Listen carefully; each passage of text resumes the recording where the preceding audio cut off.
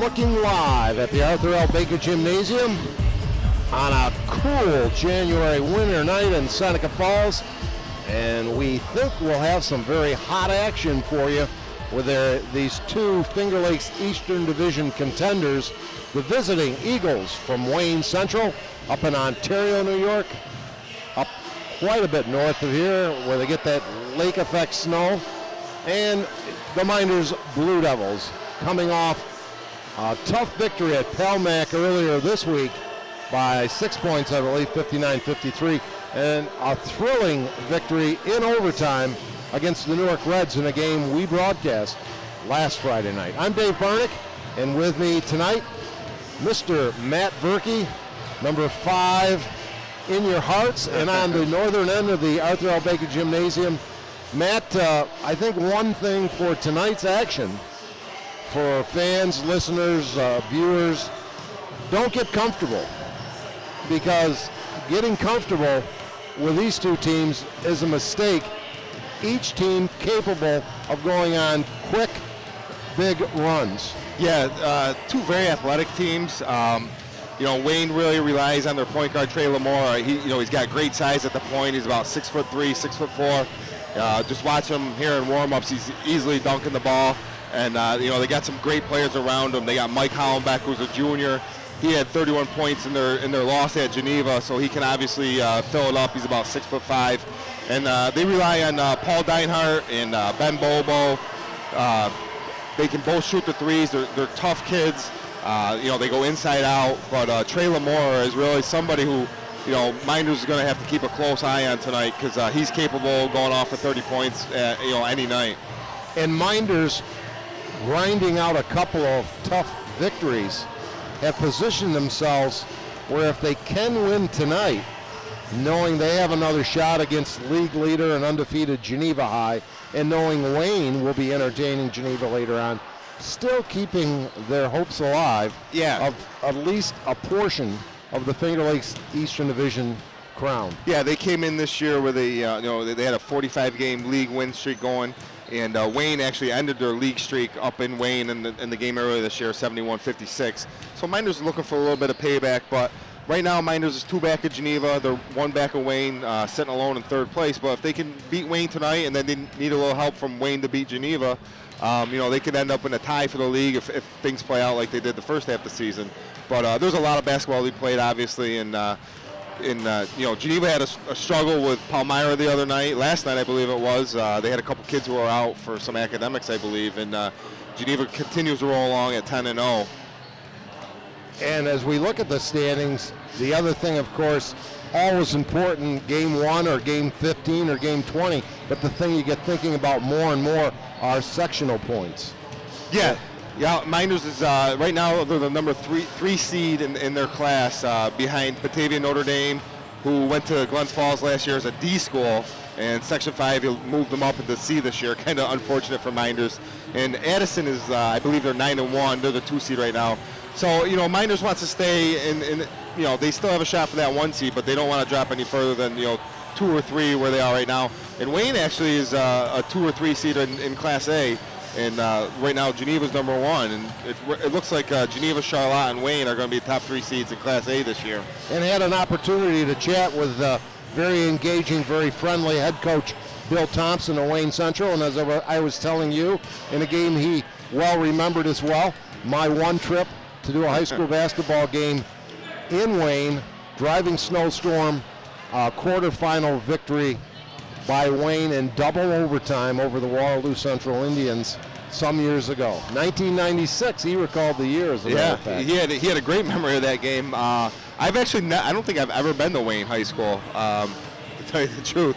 It's quite a distance, so I'm glad that Jim Seneca had us doing the Wayne at Mynderse game instead of traveling up there. Because it's one of those situations where you can have dry roads and good weather here, and then you get up there on the one Great Lake, and who knows? Get some lake effect going on. So the league actually, as things kind of wind down, looks to be, from, what do I know, but several contenders that can go a long way for towards the sectional crown, you would think. You know, looking at the Finger Lakes has generally over the years done very well in sectionals.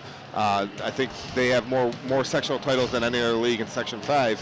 But, you know, I think Newark's going to have a chance in Class B this year to win the title. Geneva and Wayne in Class A have got to be favored. And then Mynderse in Class C is, you know, one of the 2 or 3 favorites to win that. So I think the league's going to be very well represented come sectional time. And, you know, the top 5 teams in the Finger Lakes are very tough. And for Mynderse, Brandon Paswalakwa had a big game in their victory at Pelmac the other night. I think it was 22 points, the game high. He will not be starting tonight due to a technical, which is a league rule, as you said. It's Coach Fields' rule. If you get a technical, next game you don't start. And it actually affected Mynderse a little bit last year in sectionals. Brandon got a technical in the quarters, and he didn't start the semifinals. The game they ended up losing. I don't know how much him not starting had to do with that, but I think he's a key for tonight's game. You know, up in Wayne, he was held to 4 points and kind of struggled from the field. I think he was only 1 for 8 from the field. And, you know, I think if in order for Mynderse to beat Wayne tonight, you know, Brandon's going to have to be up around 15 points and get his, you know, he averages 7-8 assists a game, but, you know, he never has a problem getting those. But I look for Brandon to be aggressive tonight, and he's probably going to be matched up with Lamar, where he gives up a lot of size. But, you know, he's a tough kid, and I look for him to use his strength and quickness on him. One of the keys, we'll continue to talk about that. And tonight's tip-off coming up not too far away between Mynderse and Wayne. But right now, we're going to break back to the people that make this and all our broadcasts possible, and we'll be right back at you. Injury attorneys.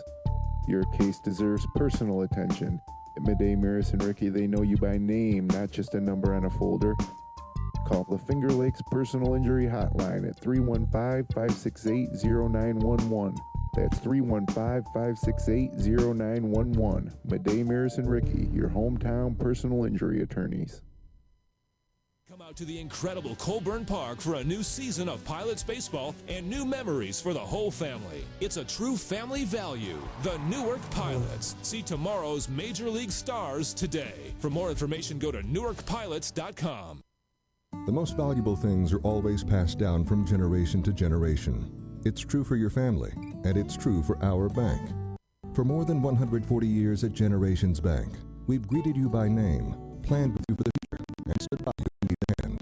It's what we do, and what we'll continue to do for generations into the future. We might look different now, but in the important ways, we're exactly like we've always been. Stop in your local branch or go to mygenbank.com.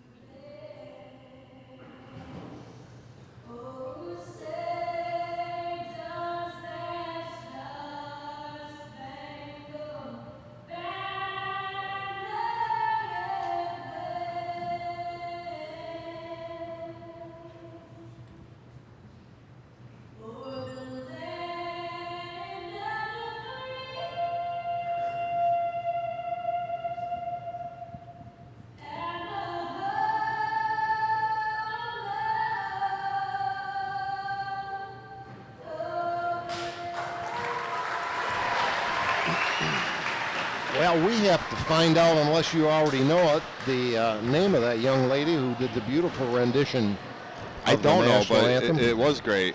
And the other thing that reminds me of, Matt, it was a lengthy version, but beautifully done. And in 2 weeks from Sunday, of course, is the Super Bowl. And among other betting for amusement-only games of chance, they have the over and under on the length of time it takes whoever is singing it this year of the national anthem. You can bet on anything in that game, can't you? If you go to the right places like Las Vegas, of course. Right. And, of course, a busy weekend of sports, a great time of the year. High school basketball, we've got Syracuse at #1 Louisville tomorrow afternoon at 4 p.m. And then the AFC and NFC Conference Championship games Sunday. And one thing that it's really nice to be doing here tonight, this basketball game with you, is that it's not about Lance Armstrong or Monte Teo. Yeah, that's true. We can tune them out for a little while and watch a great high school basketball game that's on tap for tonight. And our starters for Wayne Central, coached by Bill Thompson: Alex Phillips, Dave Kirschblock, Ben Bobo, Mike Hollenbeck, and Trey Lamora. And Mynderse about to be introduced. And Karaher. Who was the first person? It's Karaher, Ricky, Anderson. Okay. I was wondering, they have him, it looks like Gungi Bajwa out there for just moral support. I guess, he's doing the point. chest bumping tonight. That's his responsibility.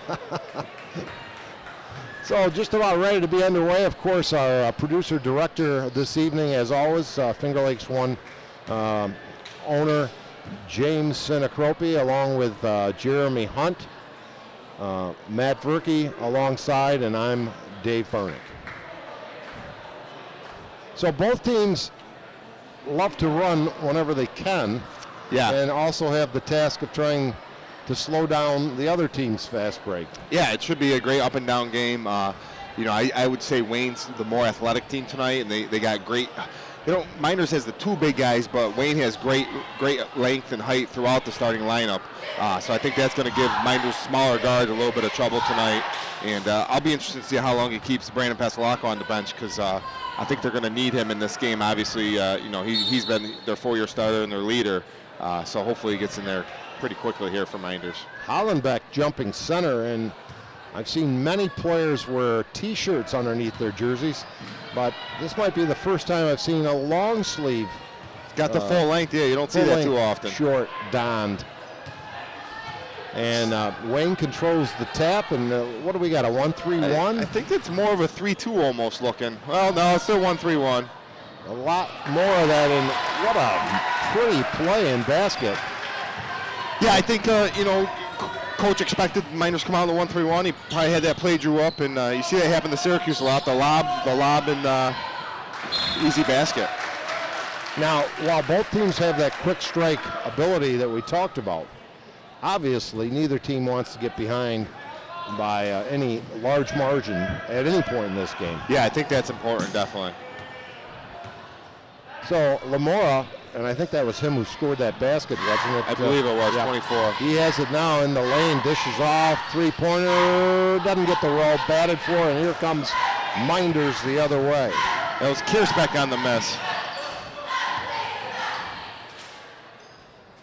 So Ricky, a three-point artist, has it on the wing as man-to-man defense by Wayne. And Karaher, I guess that was a shot, almost looked like a little alley-oop pass. Loose ball comes out and can't get the roll. Ruddy inside, nice up and under move, but he can't get it to go. Pretty play by Ruddy, but he couldn't convert. Yeah, nice rebound. He just kind of rushed a little bit on the putback. Well, if the lights go out, we certainly can find Lamora on the court anyway with those fluorescent sneakers, and some shots attempted and deflected and lost out of bounds to Mynderse. Yeah, Mynderse, they turned over the kind of an unforced error on the first possession. Then they had a couple nice looks there, just couldn't get it to go. Phillips wears number 00. It's interesting they got Phillips on Ruddy early and not the big kid Hollenbeck. So I look for Mynderse to take advantage. Miller head fake, batted away, but a foul before the block shot, or on the shot, by I think that might have been Phillips. Yeah, I think they got Phillips on the foul. He's a tough defender. Obviously he's got a height disadvantage guarding Ruddy, but they usually ask him to guard the other team's best player, and leading scorer. And, Luke comes in the game averaging about 18 points a game. And Phillips is going to try to shut him down tonight. Miller misses a free throw, and you said that was critical in game one between these two Yeah, teams. they had a rough night at the line, Mynderse did. I know Ruddy struggled a little bit. He went 5 for 12, so, Mynderse needs to capitalize when they get those freebies. So it remains 2-0, 2 minutes into quarter number one. The bomb from outside won't go. That was put up by Bobo. He gets it back off the loose ball, and the one-hander, no, but tipping it up and in. Too easy. It's Lamora. He had 2 again. offensive rebounds on that one possession. So Mynderse going to have to put a body on him. They find Ruddy inside, and is knocked to the floor. Good sportsmanship by Hollenbeck helping him up. I think that was Kiersbeck on the foul. A nice pass inside, and Ruddy made a nice play coming down with the ball. Miller standing way back behind the inbounds line, the baseline.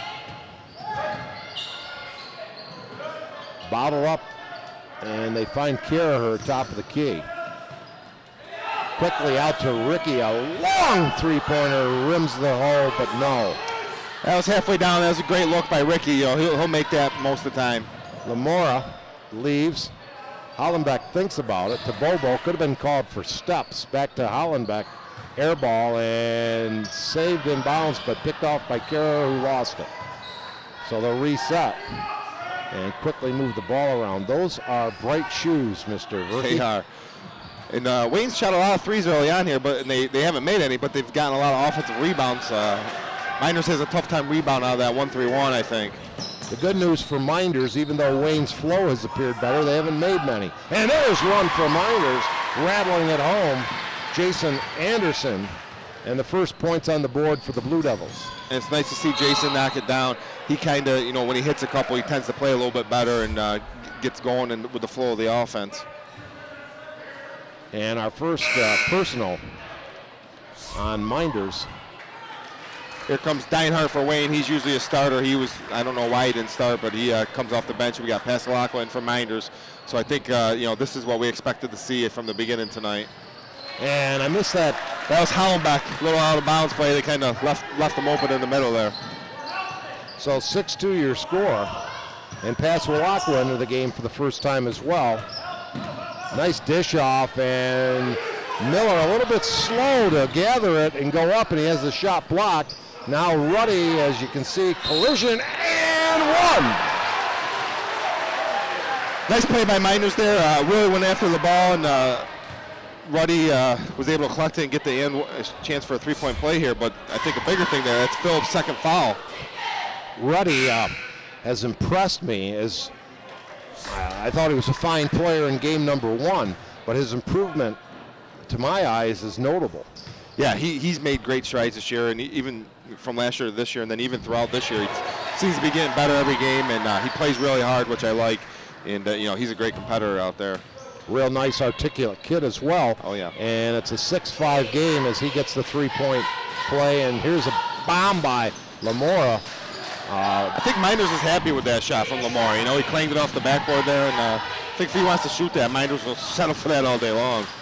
Now Ricky will direct traffic, taking it to the hole, throws up a runner, no, with her left hand. Nice take. You don't really see Jimmy getting in the lane too much, but he has that capability. He's quick, very quick. Bobo's shot, no. Man, Wayne is shooting quick. They are. And from long distance. Passalacqua to the hole, gets blocked. Rebound Miller gets blocked. The athleticism, as you mentioned earlier, evident. Those are shots that Miller's used to going up and finishing easy. And tonight he's had a couple shots in there where he hasn't been able to finish because Wayne's tipped the ball or blocked it, or he's kind of rushing a little bit. He had his shot blocked a couple times. I think Jimmy Ricky may have picked up foul number 2. Uh-oh. And you can't really afford to lose any of your starters. No, Mynderse, they've been playing pretty much 6 guys. The other night against Newark, I don't think they made a substitution in the second half. So they've kind of cut their bench down this year, and they've been going with 5, maybe 6 guys with Karaher. Well, no risk of a shot clock violation so far by Wayne when they get the ball, and they missed the shot, and now Passalacqua fouled down court. 6-5 your score. Other Finger Lakes Eastern Division games tonight. Pelmac is that was Geneva last night and won a close one. Mid-Lake's at Penn Yan and Newark at Waterloo, and the Tribe has suffered. Drive to the lane, and they have as many blocked shots in this first period as some teams get in the whole game. Yeah, that's got to be their probably 4th or 5th block shot tonight, and you know, the Mynderse kids are going to have to try a different strategy, either, you know, pull up a little bit and shoot a little 8-foot jump shot, or try to penetrate and find the big guys underneath. And Cole Fletcher makes an appearance coming into the game for Ricky. And here's a deflection and turnover as Ruddy comes away with it. Passalacqua looks, but Wayne is back.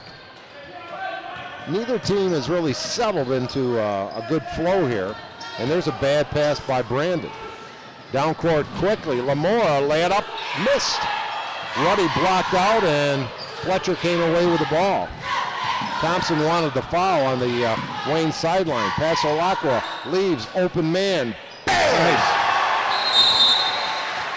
Jason Anderson with a big three, and Mynderse has their first lead of the evening at 8-6. Yeah, that was, you know, I was just going to comment, you know, even against Newark, Brandon, he, instead of pulling up for the 8-footer, he's been driving, getting a little deep in the lane, and got a shot blocked a couple times. That time he got in there, drew defenders, and made a great kick-out pass to Anderson for the three. And I think that's what Mynderse needs to do, instead of trying to force up a shot when they get in there, kick it back out to their shooters and let those shooters shoot the open three-pointers instead of, you know, the times they've challenged Wayne tonight, they've been rejected most of the time.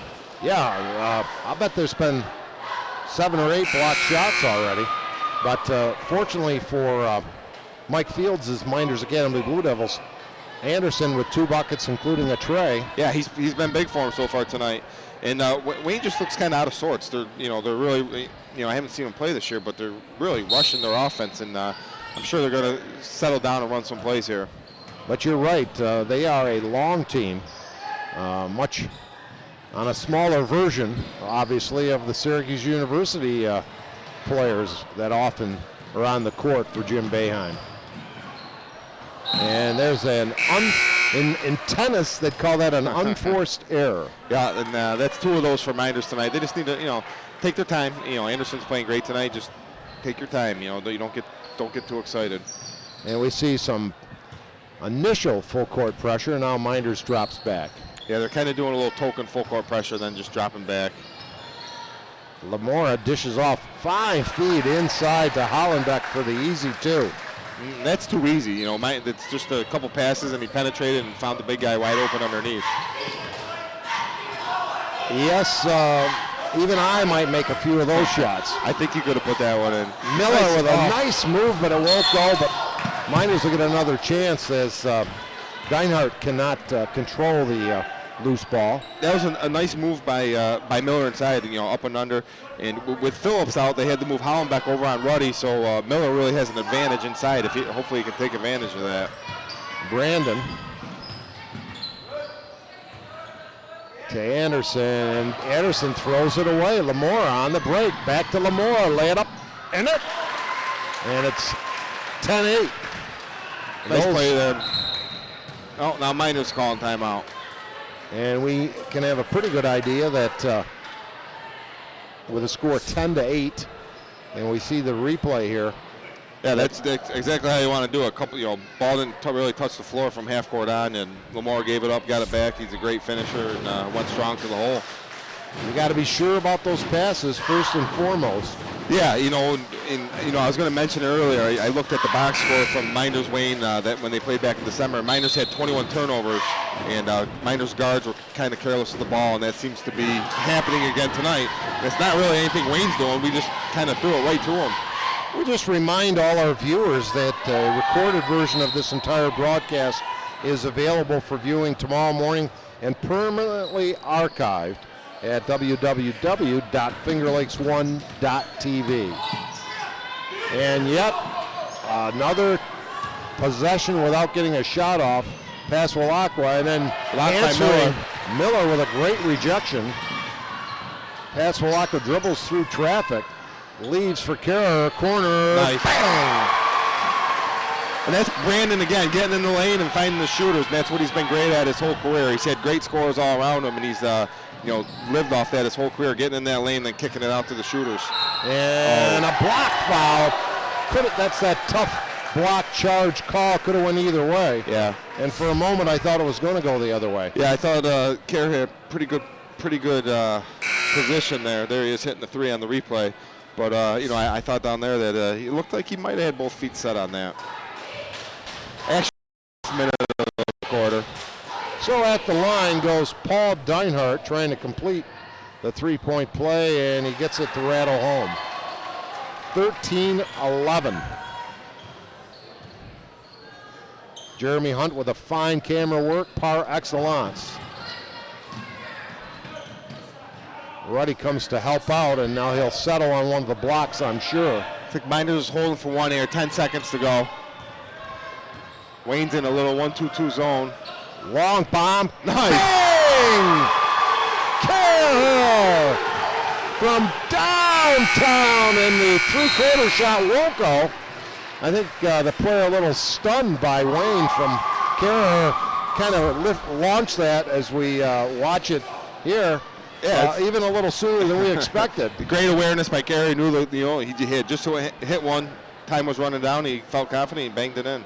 14-13 Mynderse after one. A good one brewing at Arthur L. Baker Gymnasium, and back with the second quarter action after this. Attention Finger Lakes residents, have you been injured and deserve compensation? Call Mynderse and Ricky, your hometown personal injury attorneys. Your case deserves personal attention. At Mynderse and Ricky, they know you by name, not just a number on a folder. Call the Finger Lakes Personal Injury Hotline at 315-568-0911.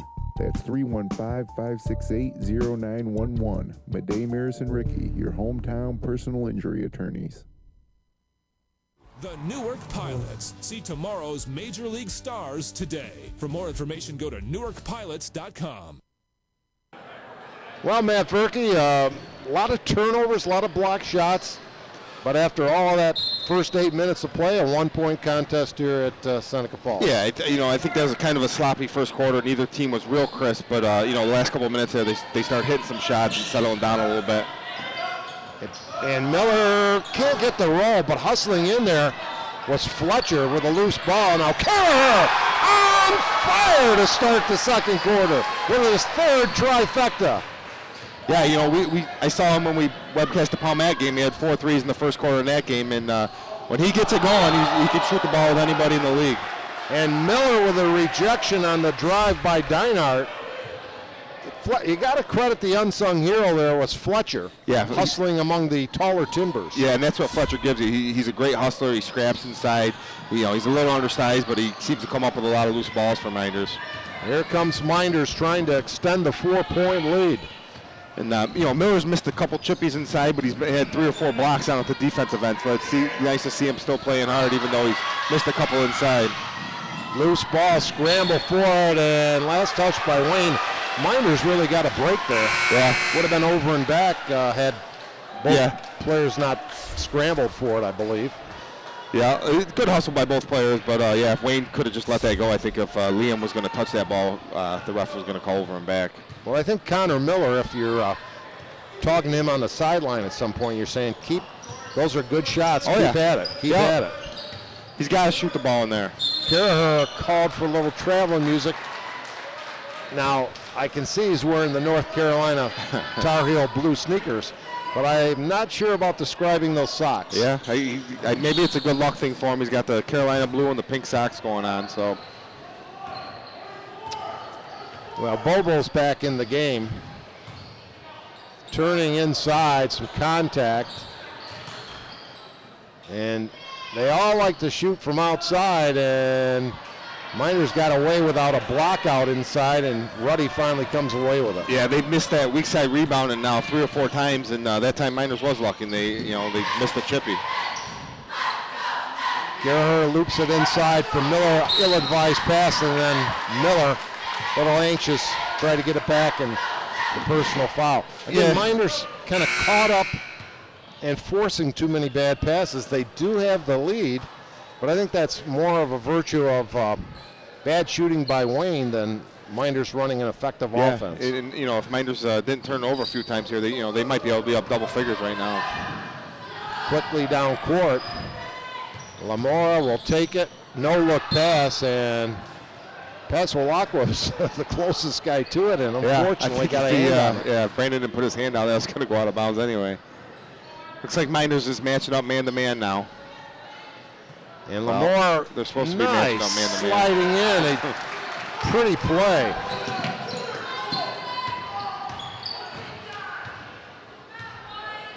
So a 2-point game at 17-15.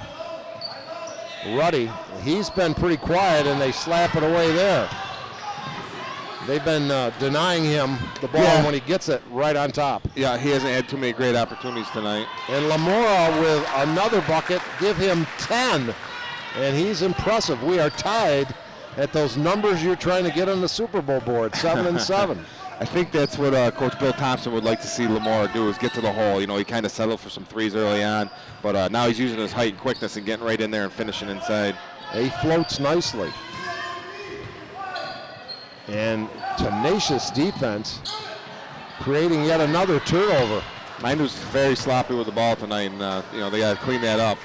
A little bit too much dribble, Matt? Yeah, you know, he's just got to be a little bit quicker. You know, he's kind of a little too relaxed on that drive and make a little bit of a quicker move.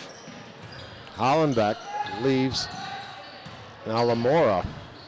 Here we go again. Left-handed layup is good, and that's 6 unanswered for the All-Star from Wayne.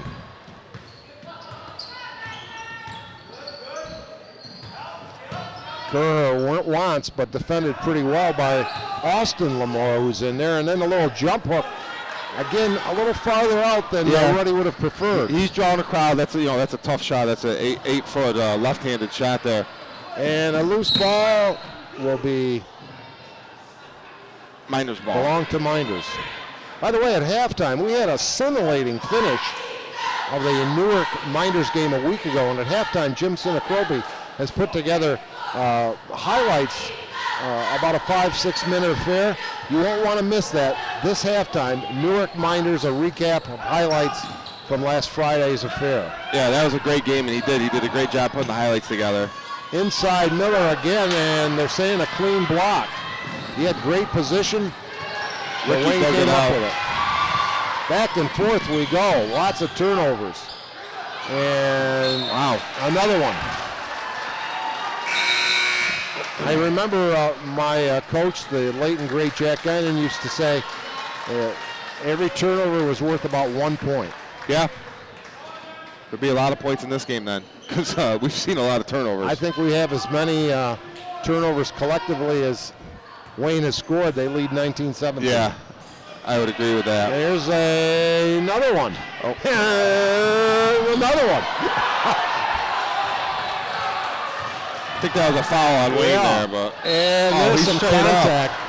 That could have went the other way. Yeah, I thought Ruddy, we'll see if he brought his hands down on this, but if he's standing there with his hands up, ref said he came down with them, but I don't know. They just called down here. The ref made the same call, and he said the guy was straight up. That would be Luke's first. Luke averaging a solid 17 points a game, leading the way, and I think that's a no call, really. Luke's hands weren't straight up in the air, but he never even touched them with his arms. Lamora is impressive.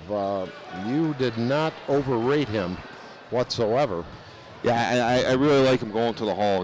That seems to be the strength of his game, and he's a good, he's a good passer, and I think he's settled. When he shoots three, he's kind of settling, and I'm sure they've told him to attack the basket, and he's been doing that here in the second quarter.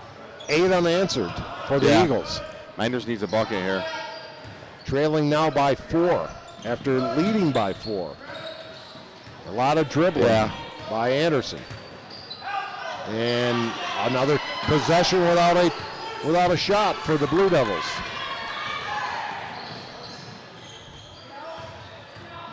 Bobo dishes off, could have been stolen, and they'll reset it. Dinard could have been called for Hollenbeck, pardon me. I think Miller's been bothering Hollenbeck down there too. Neither one of them can seem to make a basket tonight. And Paswalakwa slapped away. And losing the ball apparently off his leg is Dinard.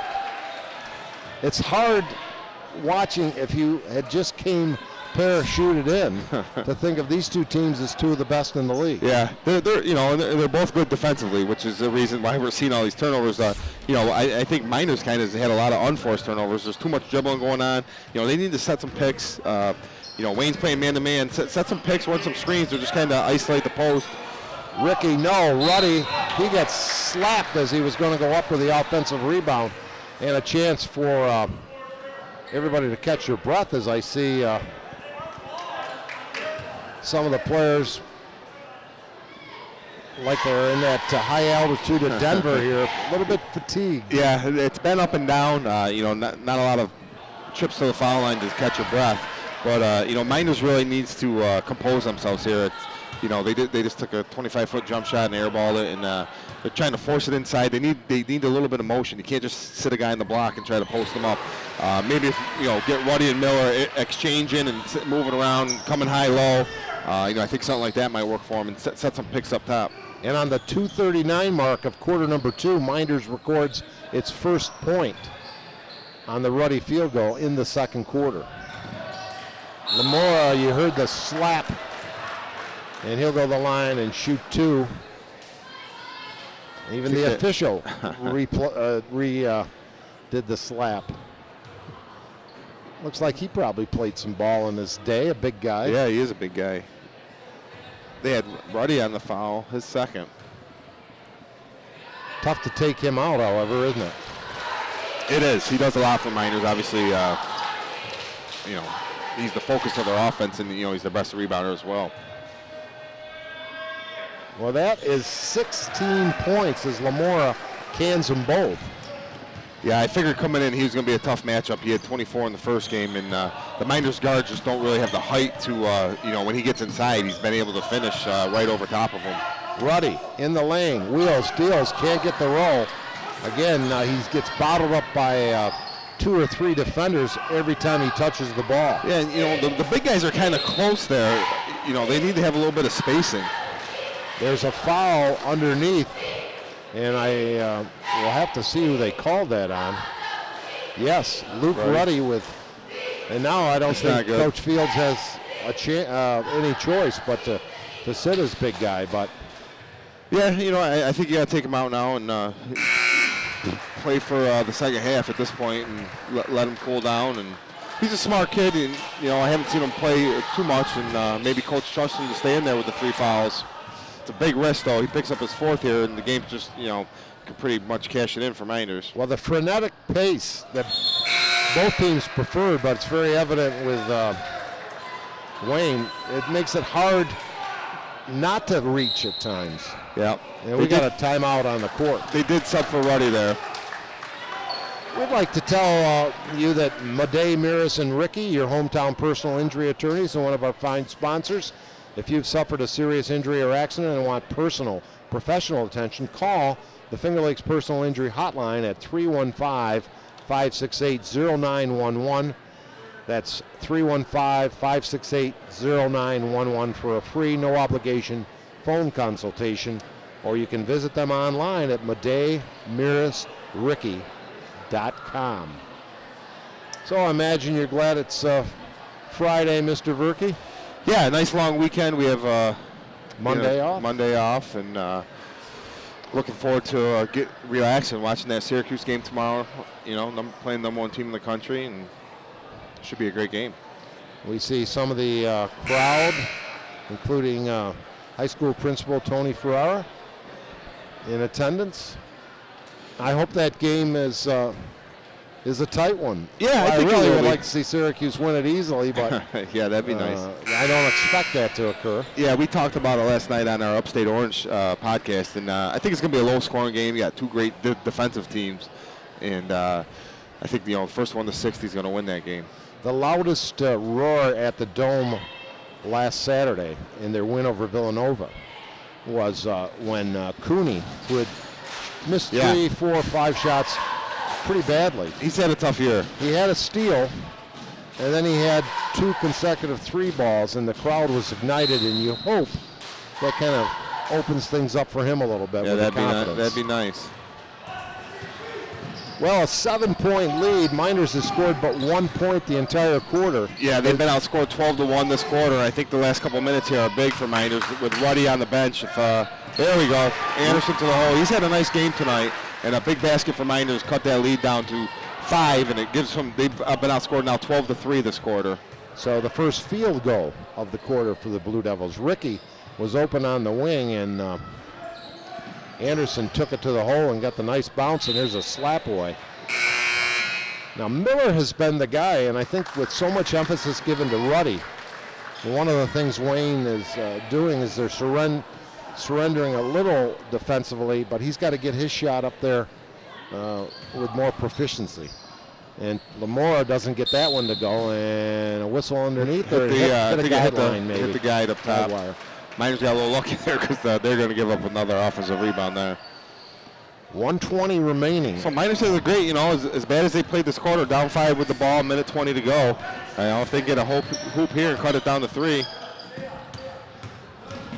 Lower scoring game than many expected. I think both teams' defenses causing some defense and some bad offense. I would contribute that too. Whoop. A kick save and a good one. But the ball came our way. And Wayne is really playing off of Pasolaco, and I wouldn't mind seeing him. He's not a terrible three-point shooter. I wouldn't mind seeing him just shoot a couple threes and make him come out and guard him. Brandon has it knocked away, but Minders now scrambles for the loose ball, and they're kind of slow on the jump ball count. And what? Blue time. I don't know how he called timeout. Both guys had the ball there. Wow. That I think the other ref over here should have stepped in there and maybe overruled and called a jump ball on that, because they were both holding on to the ball, and somehow this ref saw, I think it was Trey Lamora, call a timeout, and I thought it was slow to call a jump ball. Yeah. In fact, that's not what they were calling. Yeah, that somehow Wayne ended up getting a timeout. I thought for sure it was going to be a change of possession there on the jump ball, but I guess the ref saw it differently. Well, Minders has 20, and Trey Lamora for Wayne has 18. Wow. And Minders will certainly have to step up their offensive production in the second half. Now they want to get a stop and get the ball back. Wayne may actually go for the 2-for-1 here. Yeah, come down 53 seconds ago. They've pretty much been shooting quick anyway most of the night tonight, so I'd be surprised if they worked the shot clock much under 40 seconds here. And the ideal thing would be I'd give it to Lamar, let him go a hole right away, and you're going to get the ball back that way. Bobo, Kiersblack, doesn't look like they're in a hurry though. Lamora. In fact, they're spreading it out a little bit. They used to call that the 04 corners. Maybe they still do. I don't know. Looping it, Lamora, quick pass. Hollenbeck, dipsy doodles up and under and in. Nice pass, nice play. Minders can hold for the last possession here. They trail by 7. Could use a bucket for their confidence and just to cut the lead back as well. 15 seconds left in the quarter. Pasolaco looks for Ricky, hands him the ball. Now you want to hold this. You don't want to shoot too early and give Wayne a chance to go down the other end, but they need to go now. It's under 10. Brandon behind the back dribble and goes down on the floor. This is Ruddy. He'll fire up a bomb. No, as the half ends. And Minders a very shaky second quarter, led by a point after 1, and now trail 27-20 at halftime to the Wayne Eagles. And again, the winner of this game realistically keeps alive their chances for a crown or a portion of that in the Finger Lakes East. Although Geneva's undefeated, and we will have more. But right now, Matt, we'll break to our studios for that little show that of highlights that Jim Senecropi put together of last week's Newark Minders game. It's a great video. Thanks, Dave. Jim Senecropi here with you inside the FingerLakes1.com studios in downtown Seneca Falls here on FL1 Sports, where you've been enjoying the first half action of a battle atop the Finger Lakes East between Wayne and Minders. We have a great video prepared from a week ago tonight in the same gym, Arthur L. Baker in Seneca Falls, when Newark and Mynderse played an incredible game, also in the Finger Lakes East, and we prepared a little highlight package from that evening, and we'll have that for you right after this. Attention Finger Lakes residents, have you been injured and deserve compensation? Call Mynderse and Ricky, your hometown personal injury attorneys. Your case deserves personal attention. At Mynderse and Ricky, they know you by name, not just a number on a folder. Call the Finger Lakes Personal Injury Hotline at 315-568-0911. That's 315-568-0911. Mynderse and Ricky, your hometown personal injury attorneys. The Newark Pilots. See tomorrow's Major League stars today. For more information, go to newarkpilots.com. The most valuable things are always passed down from generation to generation. It's true for your family, and it's true for our bank. For more than 140 years at Generations Bank, we've greeted you by name, planned with you for the future, and stood by you when you needed a hand. It's what we do, and what we'll continue to do for generations into the future. We might look different now, but in the important ways, we're exactly like we've always been. Stop in your local branch or go to mygenbank.com. And once again, thank you to our fine sponsors. Without their support, webcasts like this of local high school athletics wouldn't be possible. And as I mentioned before the break, we have an awesome recap of a game played last Friday night here in Seneca Falls between the Newark Reds and the Mynderse Academy Blue Devils that went right down to the wire. And I have a little highlight package prepared for you, and without further ado, here's Dave Barnick and Kevin Korzeniewski on the call from last Friday night.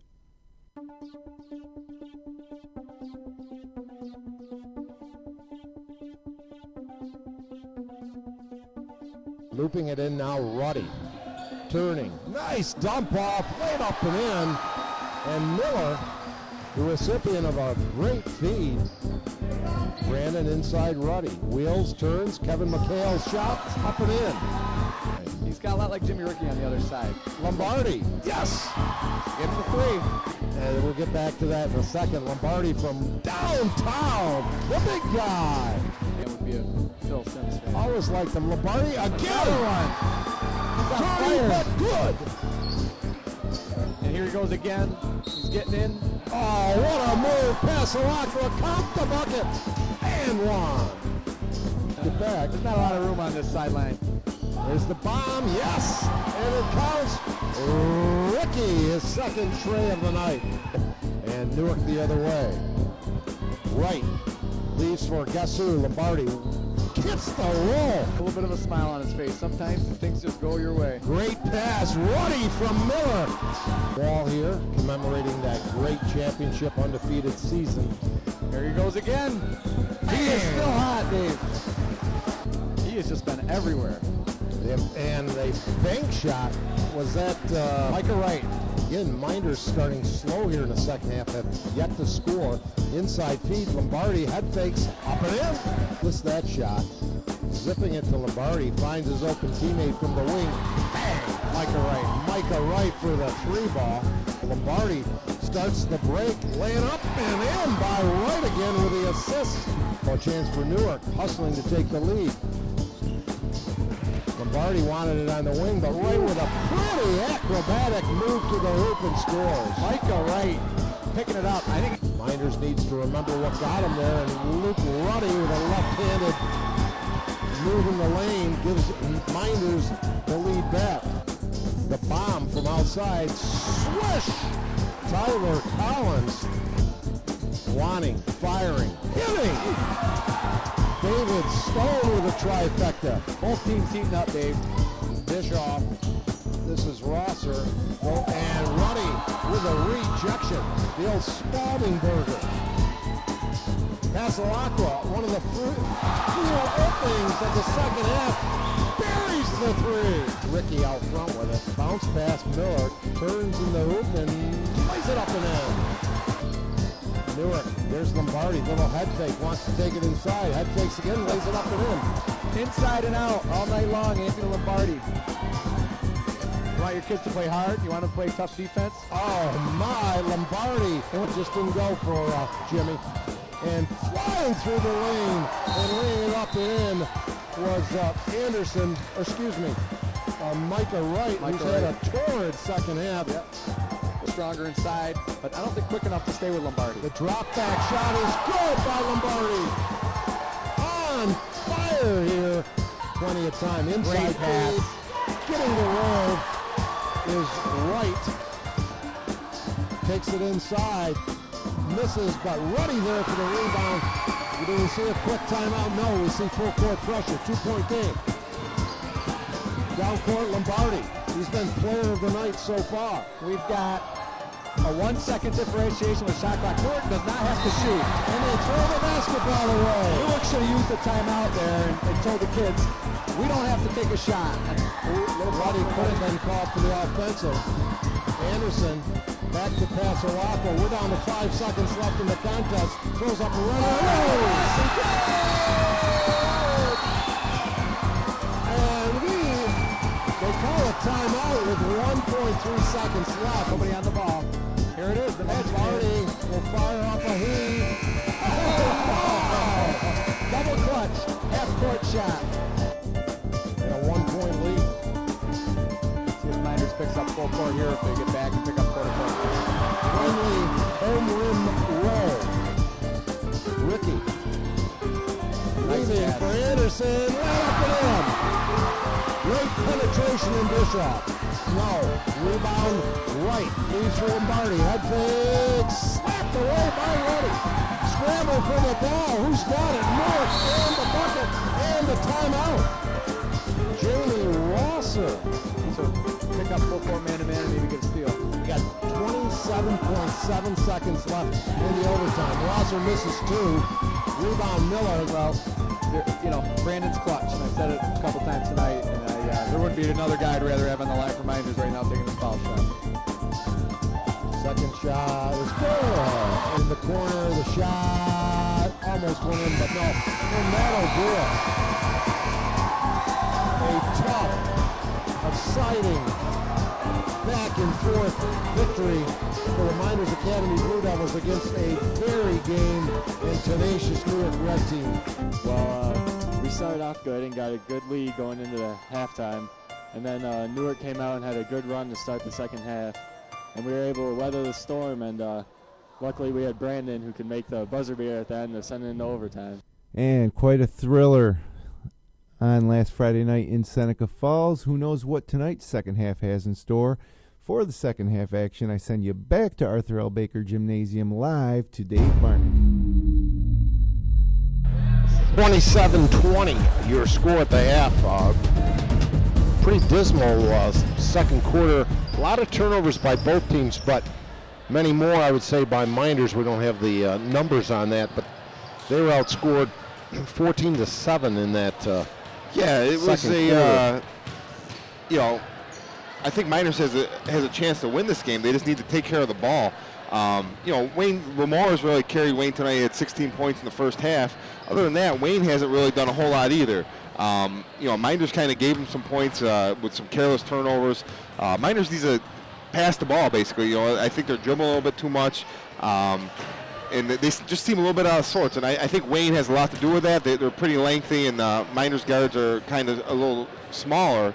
But if you're Mynderse, just take care of the ball, and they need to find a way to stop Lamar from penetrating to the basket.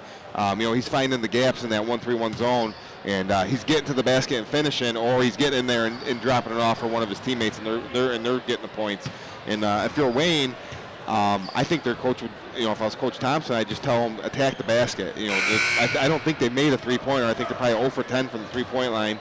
And when they seem to attack the basket, they've been picking apart that 1-3-1 zone and getting some easy baskets. They missed a few easy ones also, but when they attack, I think they're at their best. And I'll be interested to see if Mynderse is going to stay in that 1-3-1 all half. It's kind of limited now with Ruddy being in foul trouble. That's the other big thing. He's got 3 fouls, so. I look for Mynderse to stay in the zone and try to maybe protect Ruddy a little bit here for the beginning of the third quarter. As soon as he is in the game, they're going to take it right to him, no doubt, trying to pick up number 4. Although Wayne only had 2 players score the entire second quarter, but one of them, Lamore, the other was Hollenbeck, had 6. He had 12 points himself. They've only had 3 players score in the game. In not, the games was not as I have expected so far. Yeah, I think I think both teams are capable of a lot more, and hopefully this half we'll see some better offensive play. So points at a premium in this contest, particularly for Mynderse as we start the second half. I'm Dave Barnick, along with Matt Verkey, producer, director, owner Jim Senecropi, and our cameraman Jeremy Hunt. And Lamore. Mynderse might be playing some sort of junk defense here with Brandon Shadow and Lamore. It's not necessarily a box, but it looks like a 1-2-1 almost with Brandon guarding Lamore all over the court, man-to-man. And Bobo gets called for the tie-up, or he is tied up, and possession arrow Mynderse. Mynderse was looking for that possession arrow in the second quarter. And Brandon's a great competitor, so I look, for him to take that challenge, guard Lamore personally, and hopefully he can do a good job on him. Trying to find Ruddy. He has position, but double teamed inside. Pasolacco will deal to Miller, goes up strong, can't get it to go. Had position, but didn't really know where the basket was when he went up. Yeah, he was kind of caught up in between there a little bit. And a reach-in foul is going to be called on Jason Anderson. Yep. And Lamore again penetrated, made a nice dish off, and Wayne was able to get the foul there. So Wayne, I would say the two keys to this game so far, obviously Lamore with the ball, misses that one, Bobo with a rebound. And the other is how their defense has frustrated Mynderse, and another quick foul, and they may have got Anderson once again. Well, that was Ricky. I think that's his third. Yeah, that is correct, Matt. We mentioned the Finger Lakes East games tonight. The girls' teams are also playing in the East tonight in most situations. And another easy rebound. And Ricky just got number 4. He doesn't like the call, but it was a pretty obvious one from here. Yeah, he got him, no doubt about it. And I don't think he's happy about it, but that was definitely a foul. And they're going to put Kerr in for him, so hopefully Kerr can continue his hot shooting.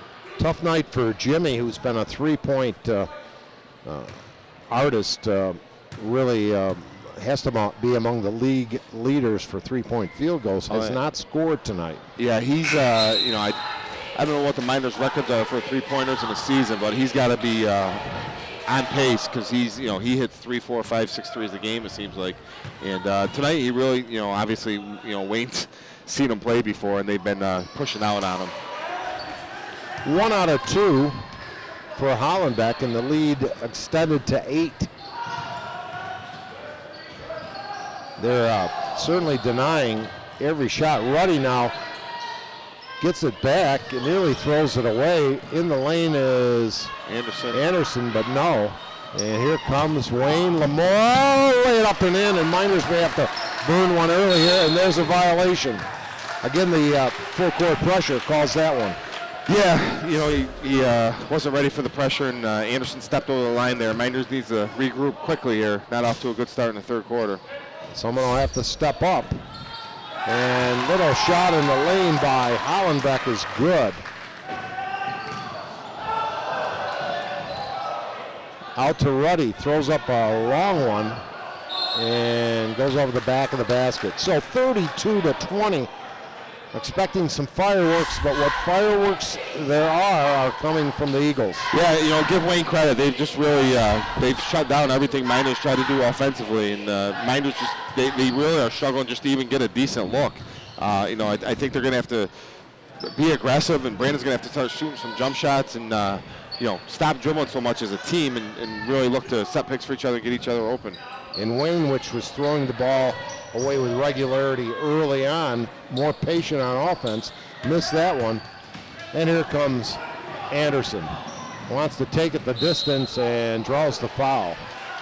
Well, anything to get something going here. Yeah, it's an aggressive move, and I don't mind that. Their half-court offense isn't doing a whole lot, and Anderson, I think he kind of made up his mind about half-court. He's going to go to the hole, and he's able to draw the foul there. He'll have 2 at the line. The next webcast on Finger Lakes 1 is Tuesday, January 29th. And a tough task for the Waterloo Indians, who've really been struggling this year, entertaining the Geneva High Panthers. Yeah, Waterloo's kind of rebuilding the program there. They got, Jeff Panicks running the varsity program and trying to, find something to build on there. They've brought up some JV players who've been playing pretty good for them. So, hopefully they can build on that and get ready for that big game with Geneva. It's going to be a tough task, obviously. Here's the three-pointer is short, not the shot really. I don't think that Bill Thompson wants from his big guy. Yeah, I think they're doing Mynderse a favor every time they shoot a 3 because Mynderse has no answer for them getting to the hole. And, if they're going to settle for 3s, I think Mynderse will take that all day long. I think Wayne's probably about 0 for 12 now.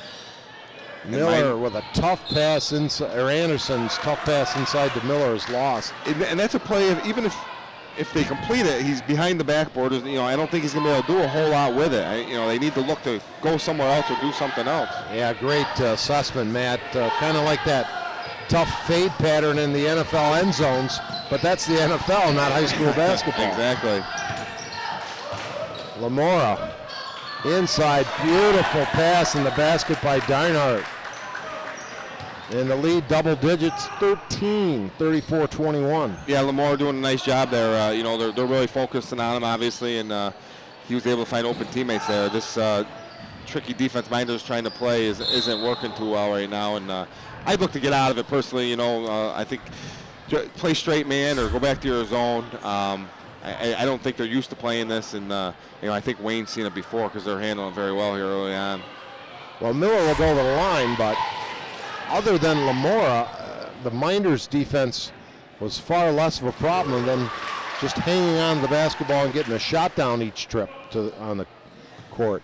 Yeah, they're just struggling to run their offense, and you got to credit Wayne with that. 1 out of 2 at the line it helps a little, but not enough when you're trailing by double digits. And here's a steal. Ruddy, lay it up and in. A rare fast break bucket.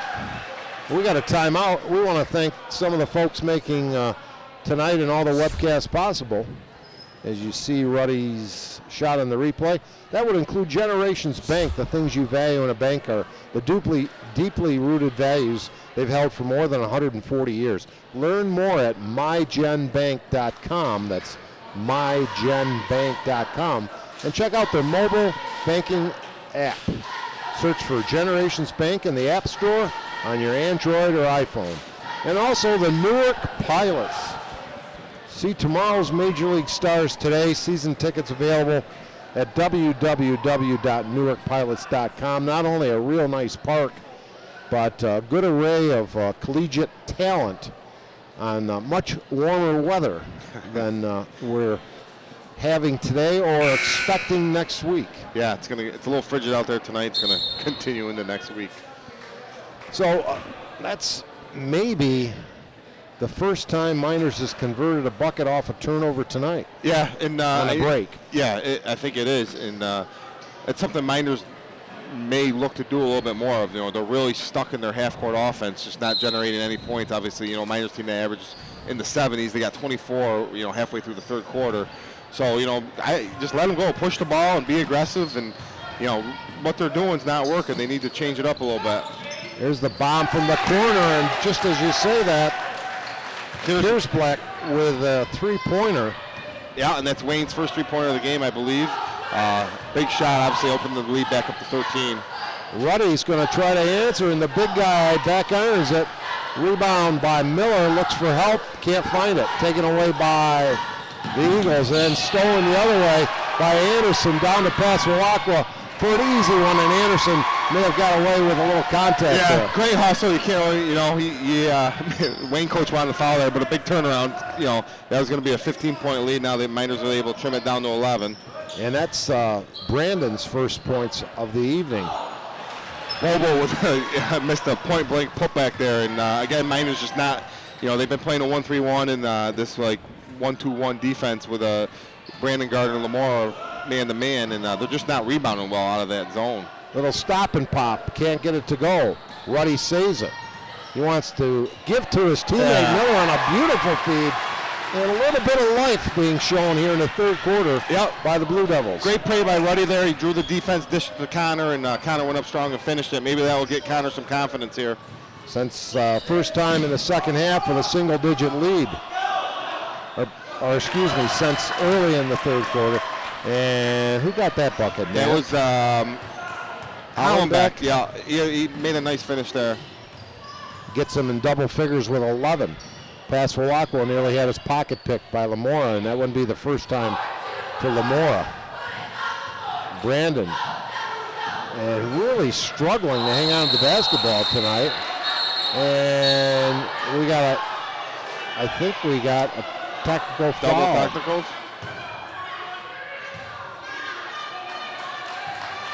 Just on Brandon, I believe.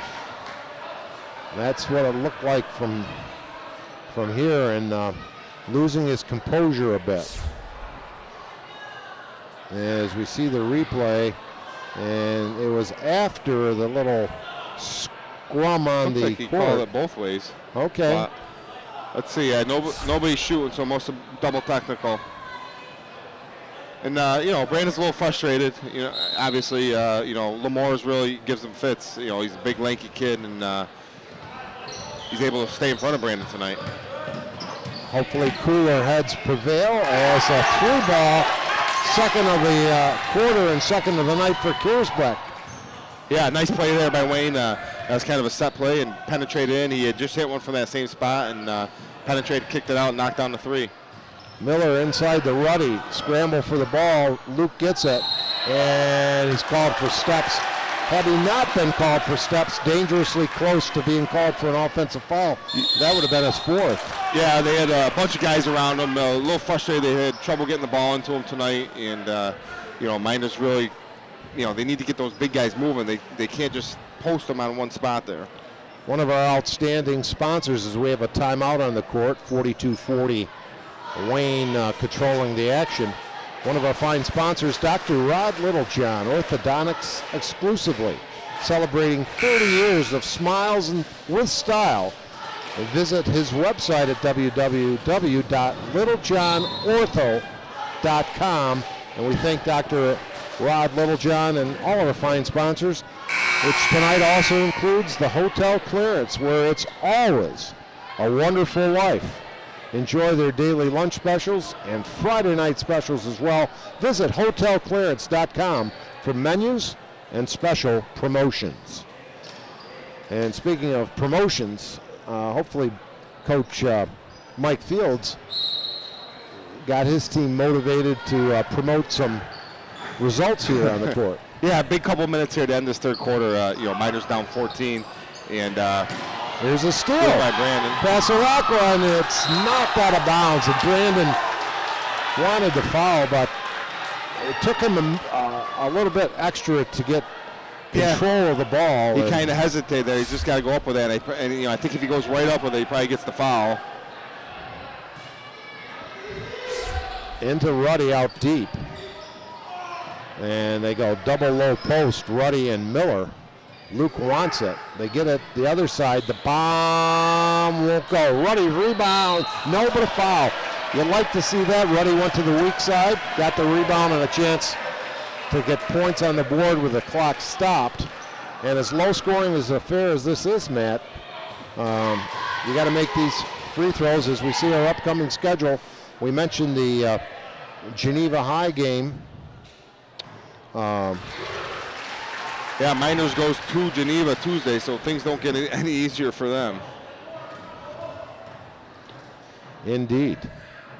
Although we don't know the status, if those players will be back or not. Yeah, supposedly those guys are going to be back playing. So I don't, things aren't going to. Mynderse isn't going to catch a break there. We got a Mynderse foul. Ruddy went 1 out of 2 at the line. I have him for just 5 points tonight, and he's been averaging around 17. Now Andy just picked up his 3rd foul, or is that his 4th foul? If that's on Ruddy. That's what it says on the scoreboard. I had him for 3 in the first half. Well. Unless they because they kept him in with 2. Yeah, maybe he only had 2 there. I thought that was for sure his 4th foul, but it must be only his 3rd. And 1 out of 2 at the line. That last one was really a kind of a cheap foul. I didn't really see him make too much contact with it on the drive there. Passalacqua forced a bad pass, but Ruddy stole it back. Yeah, they're running that pick and roll, and they're just doubling it, and there's really nowhere to go with the ball. They're just collapsing in the lane. They got to kick it out for a 3-point shot. Inside, nice bounce pass, and bumping Ruddy from behind. I think they got the foul. Bobo with the foul. Bobo, and Bobo was not clowning around. I've been waiting all night for that. That one, Matt. And I apologize. I wish I had asked both coaches the flu situation. What do we have here on the screen? Class of 1992. Boy, those were great times. And a timeout.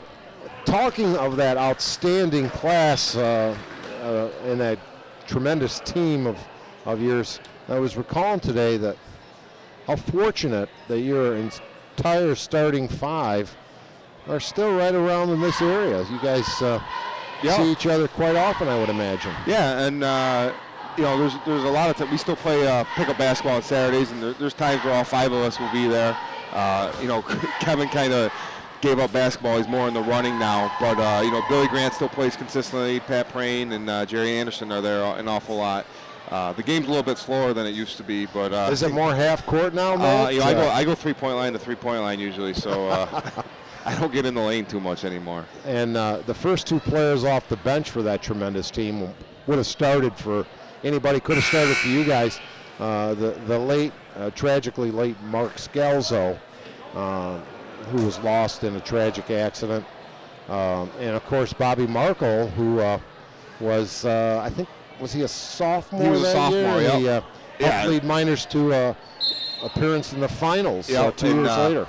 Yeah, tremendous bench with those 2 guys coming off the bench. Mark was 6'6" and a great player, and Bobby ended up being a Division I basketball player and didn't really do much for us because he didn't really have to. And Wayne missed a couple of easy ones, but the third shot is good by Hollenbeck, who's in double figures along with teammate Trey Lamora. And Mynderse down by 16, and the turnovers are just literally killing them. That's another one on Ruddy, so that's at least 4 now on him. And they're a frustrated team at this point, man. They are. They haven't played well tonight, and I know coming in they're really hoping to make a statement tonight and get back into the league race here that they've kind of dominated the last 3 years, and just doesn't seem like it's going to happen tonight. We see, as we have yet another timeout with 38 seconds, that Harold Weber, the Web Dog, Weber on Sports, every Monday morning at 9:30. Haven't seen Harold in a little bit, and I'm sure has his opinions on everything as always, sports and things associated with sports, and maybe some things that aren't associated with sports. But I, for one, am really tired of the emphasis on the off the court or off the field activities by, as we mentioned briefly earlier, and it's hard to get away from it when you're watching TV. Yeah, it's kind of dominating the headlines lately, especially the Lance Armstrong, the Manti Te'o, James Sutherland, a lot of stuff going on out there. Roger Springfield too. Did you hear about that one? Yeah, it's kind of unbelievable. 45-29, Wayne, and that Bobo, I thought there was no chance, and he did lose it, but really skied for that. Set play out of timeout there and looking for the backdoor alley-oop, and I think it was there. It just wasn't a great pass. Brandon was pressuring Lamore, and he kind of threw a bad pass there. Gunjit Bajwa into the game for the first time, and Mynderse will hold for the final shot of the period. And instead, Passalacqua with another turnover. Down court, Bobo can't get it to go, and the quarter ends. But a good one for Wayne, 45-29, a 16-point Wayne Eagle lead. And we'll be back with the fourth quarter right after this. Attention Finger Lakes residents, have you been injured and deserve compensation? Call Mynderse and Ricky, your hometown personal injury attorneys. Your case deserves personal attention. At Mynderse and Ricky, they know you by name, not just a number on a folder. Call the Finger Lakes Personal Injury Hotline at 315-568-0911. That's 315-568-0911. Mynderse and Ricky, your hometown personal injury attorneys. The Newark Pilots. See tomorrow's Major League stars today. For more information, go to newarkpilots.com. Well, Matt Berkey, way back at the end of the first quarter, Mynderse clung to a 1-point lead, 14-13. But they've only scored 16 points in the middle periods and have been outscored during that time 32-16 and trail by 16 points. Yeah, you can't fault Mynderse effort. They're just frustrated tonight. Wayne has done a great job defensively tonight, and Wayne did a good job scouting. They've taken away Mynderse three-point shooters, and when Brandon's running that pick and roll, they're doubling them. They're really just leaving guys in the lane. Brandon really doesn't have anywhere to penetrate, and when Ruddy touches it, they're doubling down, and Mynderse just really doesn't have the answer yet. And a pretty play, nice pass, and the basket by Deinhardt. I think they ran the same play to the opposite side that time, and this time it worked. And they threw it inside. And not sure where Mynderse is going there. There's three guys inside, and they got not that he can't score in there, but right, big bodies inside there. He was triple teamed, as you said. That pass inviting a turnover, but Mynderse does have it. Stop and pop. There you go. That's a good move. It's a good move. We got a clean look and went in and out on him. Ruddy and Miller Ruddy on the bench. Miller's still out there. Bobo, little jump pass, and Lamora back to Bobo. Buries the three. Yeah, I think in the second half you're starting to see the Wayne team that's been around all year. Obviously they can shoot the threes, and here's another turnover and a lay-in by Lamora. And the score getting out of hand, a 23-point margin. Pasalacqua throws it up just short, battles for it, no. And Mynderse just has to somehow forget the scoreboard and play hard, disciplined basketball. I don't think Mynderse is going to win this game now. Down 25 points, obviously, but they need to find a rhythm here and get back into playing some good basketball, because really nothing's gone right for them tonight, and find something to build on for next game, because they got to go to Geneva Tuesday, and if they play like this, they're going to see a similar result, I think. Ricky tries to get in the scoring column, but no, and 54-29. Hollenbeck, who had that last bucket for Wayne, has 15 on the night, and there you see it. Lamora has quieted down. He did lots of damage in that second quarter, and actually the whole first half. And I think hasn't had to score in this second half. No, and Mynderse was playing a little bit of a box on him there, and he made some great passes, found his teammates, which is what players do. You get double teamed, you find the open guy, and you score easy baskets, and it leads to 25-point leads. Caraher back in the contest as Bobo goes 1 for 2. I'm just kind of surprised at how hard it's been for Mynderse to score the ball. This is a team who over the years has thrived on three-point shooting and in kind of getting up and down the court. And tonight Wayne has just totally taken them out of their offense and really can't do anything. They've been averaging close to 70 points a game. Yeah. Inside Ruddy, no, and that kind of typifies things. He's worked hard, but for the most case, has not got the ball as deep as he would have liked it. Missed that one, but he will go the line for 2. Yeah, it's a little different. Wayne's got some bigger bodies than some other teams in the league, so I think coming into the game they knew it wasn't going to be easy inside, and he's battled all night and just they really had a tough time getting the ball into him. We see a lot of turnovers trying to force it into the post, and that's where I think you need a little bit more motion from the big guys, and you can't just post for a couple seconds. You don't get it, go somewhere else and repost. Well, Luke, I can't remember if he scored the Mynderse, the first bucket of the game for Mynderse, or if it was Jason Anderson. But that's the only field goal that Luke has in the entire contest, to go along with 5 foul shots and 7 points total. He's been in foul trouble. Wayne's defense pretty impressive. Yeah, no doubt about that. Lamore's really giving Brandon the fit all year. And he just swiped his pocket and missed the dunk. And Brandon chirped a little bit back to him. So a little salvation there, I guess. And now a travel called on Ricky as he scrambled for the loose ball.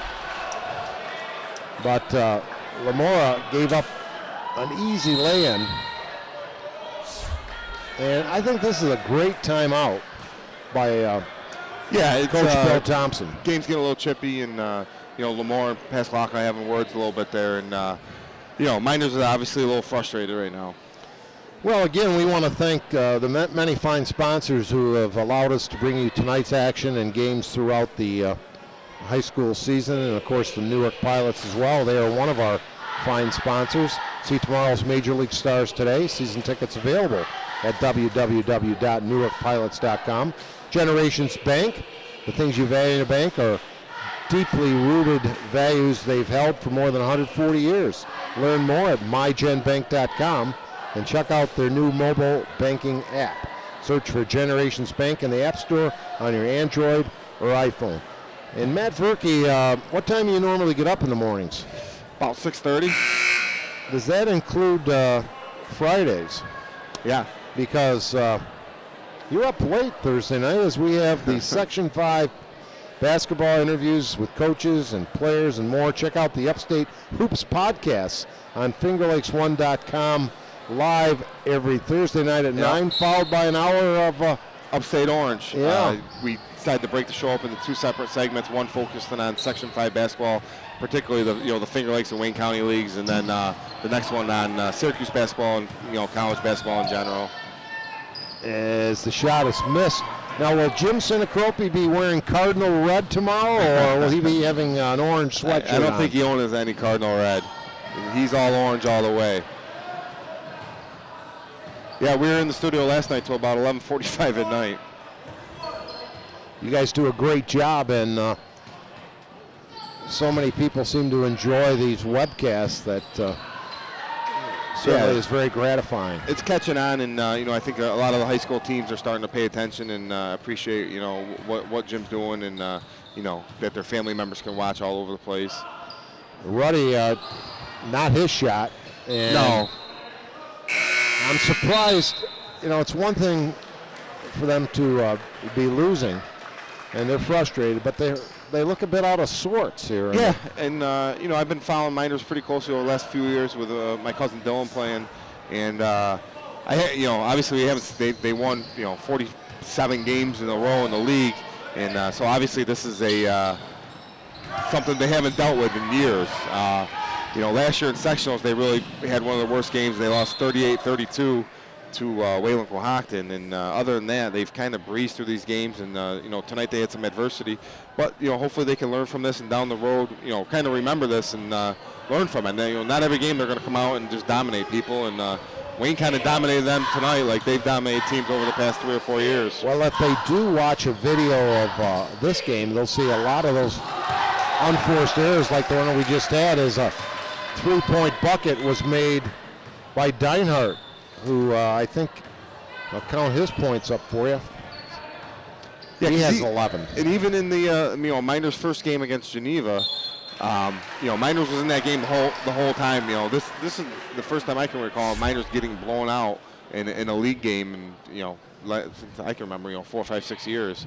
Well, collectively, you could fill your gas tank if you had $1 for every turnover the Blue Devils have had tonight. Yeah, I think that's their number one problem tonight. They didn't take care of the ball from the get-go, and a lot of unforced errors, but a lot of errors that Wayne forced them into. And you turn the ball over 20-plus times, you don't have a chance. And they've scored only 34 points, which is about half of their season's average, with just 3.5 to go in a 57-34 contest. Bobo, reverse layup is good.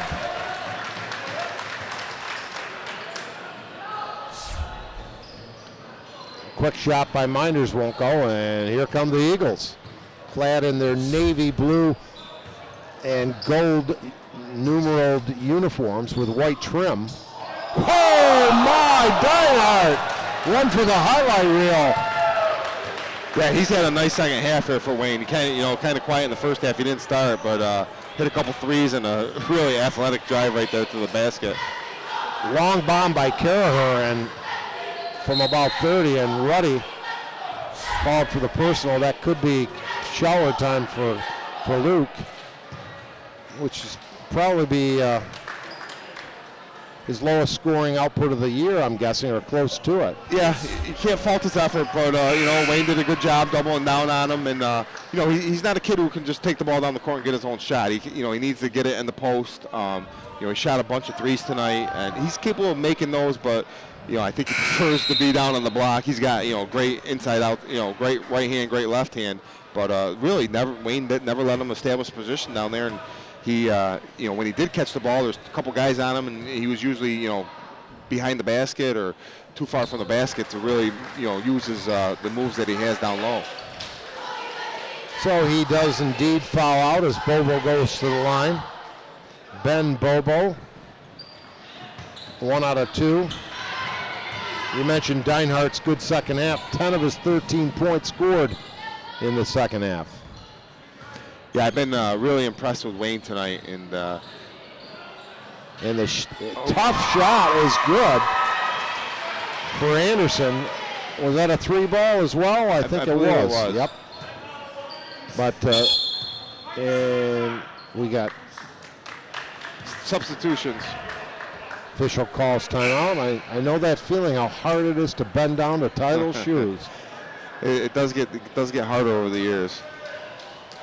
But just a great performance by Wayne tonight, and they keep their league title hopes alive with they get Geneva coming to their place late in February, and that's obviously going to be a huge game for them, and we'll see if they can win out. Newark's a team who could upset a Geneva or Wayne. I think they've been playing pretty well here the last couple games, so we'll see how the season plays out. But that last game between Wayne and Geneva should be a big one. And couple turnovers won by each team. That's Anderson with it. Long bomb by Tyler Solon into the game. Looks a little bit like Luke from behind. Yeah, he's gotten into some games this year. He's capable of making that shot. And we see these upcoming schedules. We have Mid-Lakes on the 25th for Wayne, then Newark at Newark. After Geneva, the road gets considerably easier for the Blue Devils, and a chance to maybe rebuild some confidence, which may be a little low right at this juncture. Yeah, and this group of players, it's they're in an unusual spot. They're kind of out of the league race, and it's a league they've dominated for years now, and so they're going to have to gear up and get ready for sectionals and work to get better, because if they play like they played tonight, they're not going to win sectionals. So they really need to kind of refocus and get their energy back and work on taking care of the ball. I'm trying to see which. Well, Anderson just, again, you can't dribble it into 3 defenders and expect to hang on to it. Yeah. And that's been happening a lot tonight, and answering the call the other way is Lane Howard getting in the scoring column. So with 1:25 remaining, we've got a foul. We want to thank Madej, Miris, and Ricky, your hometown personal injury attorneys. You can call them at 568-0911 for a free, no-obligation phone consultation, or visit them online at madejmirisricky.com. And Dr. Rod Littlejohn, orthodontics exclusively, celebrating 30 years of smiles with styles. Visit www.littlejohnortho.com. And the fine folks at the Hotel Clarence, where it's always a wonderful life in Seneca Falls. Enjoy their daily lunch specials and Friday night specials as well. You can also check them out on visithotelclearance.com for menus and special promotions. Dave Barnick along with Matt Verkey as we wind down this one. Not the affair we expected. Jeremy Hunt, the fine camera work, and your producer, director, Finger Lakes One owner, Jim Seneca. Yeah, kind of a letdown tonight for Mynderse. You just got to forget about this one and move on and get ready for Geneva next week. Well, let's credit the players who don't, and stepping out of bounds, that'll be a Wayne turnover.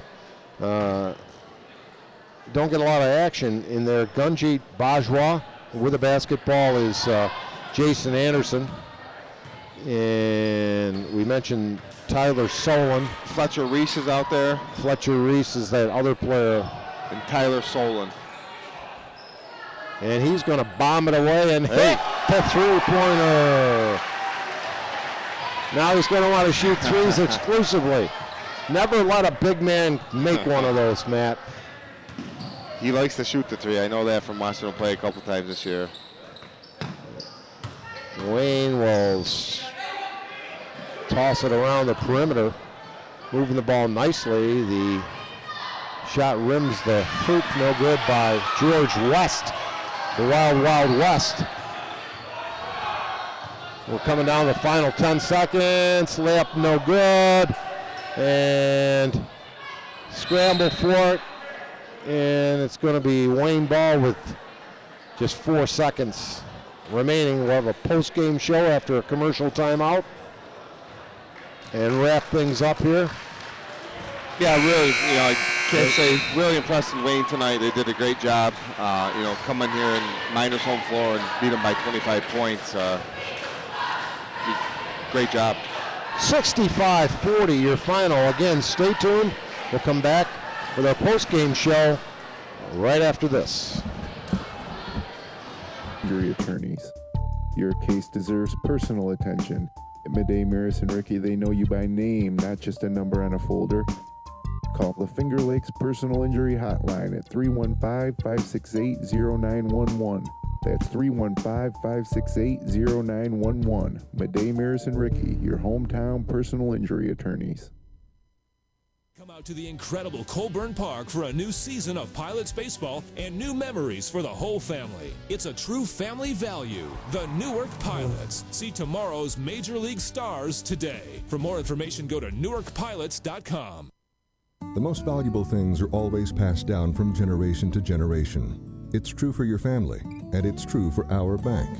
For more than 140 years at Generations Bank, we've greeted you by name, planned with you for the future, and stood by you when you needed a hand. It's what we do, and what we'll continue to do for generations into the future.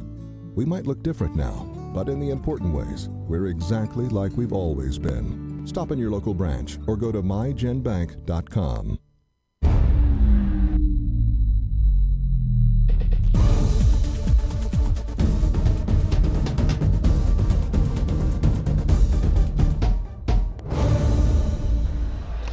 Dave Barnick along with Matt Verke as we wind things down here after a really convincing and impressive victory by the Wayne Eagles over the homestanding Mynderse Academy Blue Devils, 65-40. And really fortunate to have with us really the player of the game, Trey Lamora. Trey, first of all, congratulations and thank you for joining us. Oh, yeah, thank you for having me. Now, there were an awful lot of turnovers in this game, actually by both teams, but your defense in particular seemed to, your team's defense, really frustrate Mynderse, created a tremendous amount of offensive opportunities for your team, and once you got in the flow of things, seemed to be working very well. Yeah, we know that they're a great shooting team, and we really wanted to get up on them and try to get away from that, keeping them out of that half-court set. We wanted to speed it up so that they couldn't get those threes. We know they're a great shooting team, and when they hit a lot of threes, we can get down very fast. So we just want to take them out of their game a little bit and get them up and down where we think we can excel in the open court. Well, I had you for 22 points tonight, and it seemed after you got that little cushion, helped your team build up that cushion midway in the third quarter, that your scoring left the way, and you concentrated more on feeding your other teammates, where you seemed to enjoy that. Oh, yeah, that wasn't bad. The second half, they came out and adjusted to what I was doing in the first half. They played a box and one for a little bit. So I kind of came off the ball and tried to get my teammates involved. We eventually got them out of the box and won what we wanted to do, and we just play our game that we wanted to play. Well, we were expecting a more action-packed, higher-scoring game by both teams. Are you surprised at how your team seemed to frustrate Mynderse tonight, and actually a 25-point win? I know you expect to win every time you take the court, but a 25-point win at Mynderse, two-time defending or three-time defending league champions, pretty impressive. Yeah, well, I've been playing varsity for 3 years, and I know there's a couple other kids on here. And I remember my first year, we lost by about 50 points. We won 2 games that year, and Mynderse really took it to us. So every year, this has really been the team that gives us the most challenge.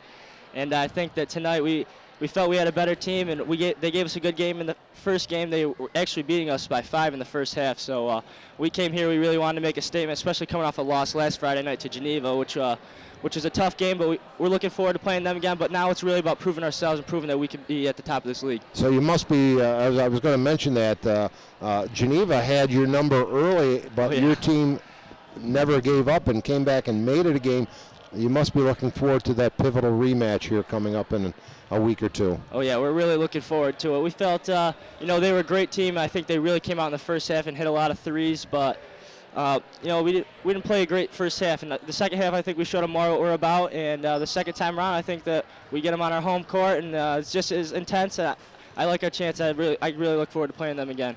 Tough game either way. Well, Coach Bill Thompson has you guys looking awful good to me. He'll miss you not being back for yet another varsity season. Have you made any kind of any thoughts or decisions on where you might be taking your game next year? I haven't. I know that I do want to play college basketball next year. I'm in the process of looking at a few colleges, but I have not made a decision yet. So it's a little bit of a tough process. We want to congratulate you and your team for a great effort here tonight. Wish you luck the rest of the way, and of course, sectional plays coming up too. You must be looking forward to that. Yeah, sectionals I think is really where the real season starts. Last year we were eliminated a little bit earlier than we'd like to, first round actually. So we've got a lot to prove as a team, and we're ready for the challenge. Well, as I said before we came back on the air after the commercial break, Trey, you said you really hadn't done this before. I said if you did half as well in an interview as you do on the court, you excelled in both areas. Thanks for joining us. Continued success. Thank you for having me. Really appreciate it. You're welcome. And that, of course, Trey Lamora of the Wayne Eagles. And great game, 22 points, leading the way. And Matt Verke, thanks for letting me talk to that young man who handled himself very well on the court and off the court, but importantly for the Wayne Eagles. And Coach Bill Thompson led the way tonight when actually for a good portion of the first half, he was the only player not struggling offensively. Yeah, I think he was able to, he kind of, as the game went along, he saw they were kind of struggling, and, we remarked they were really shooting a lot of threes, and then he started getting in the lane, and I think he had 12 points there in that second quarter, and really, got Wayne out to a nice lead, and the second half, Mynderse really obviously focused a lot of attention on him, and he found open teammates, and the rest of the Wayne team really, they finally started knocking down some threes. Kiersbeck hit some threes and Deinhardt hit some threes, and it really, once they knocked down those 2 or 3 threes, it really blew the game wide open, and Mynderse just couldn't do anything offensively all night, and that's a big credit to Wayne. And Lamora had a great offensive game, but I think he really led the defensive charge as well with his defense. Brandon Pascalacco really makes Mynderse go, and Brandon really never got into the flow of the game tonight, and I think Lamora's length and his quickness really bottled up the Mynderse offense, and kind of cut the head off there with limiting Brandon, and he wasn't able to find any open spots on the floor tonight. I certainly knew that their work was cut out for Mynderse, but I don't think anybody expected from a guy that had a number of games scoring 40 himself, the contending, defending champion Mynderse Blue Devils to score only 40 points at home against Wayne tonight. Quite a surprise. Yeah, it is a surprise, and maybe it's a little wake-up call for him. Maybe change a couple things up and try to do a couple different things. Mynderse typically relies on their three-point shooting and punching the ball in the Ruddy inside, and Wayne really doubled down on Ruddy, and they are still able to really limit Mynderse 3-point shooting. You know, Mynderse only had a couple threes. I'm not sure if Ricky hit a three. You know, I think that probably the first time all year he didn't make a three-pointer. And Wayne, whatever Mynderse tried to do, Wayne had the answer tonight, and you know, limiting a team that averages 75 points a game to 40. Just a great job defensively, and that's really the difference in the game. You know, Wayne played pretty good offensively in the second half, but overall, I think they could have played better offensively. But their defense was there all night, and that's what won the game for them tonight. Okay, Matt, great job, and I'm sure Mynderse will bounce back. Although it may, they got a tough, tall task, as you mentioned, with Geneva coming up. Yep. Next. Kids do bounce back, and that's a nice thing, knowing they still have a good chunk of the schedule yet before sectionals to get their game in order. We'll quickly give you the scoring highlights or scoring rundown tonight. For Mynderse, 3 trays and 9 points for Liam Caraher. Only 2 points for Brandon Paswalak, with 2 more than teammate Jimmy Rickey. So when those two score only 2 points between them. That's your starting backcourt with two points combined. You're not going to win any games with that. Jason Anderson, I have as the leading scorer with 11 tonight. Connor Miller with 3, missed some high percentage shots, battled inside, couldn't get his shots to go.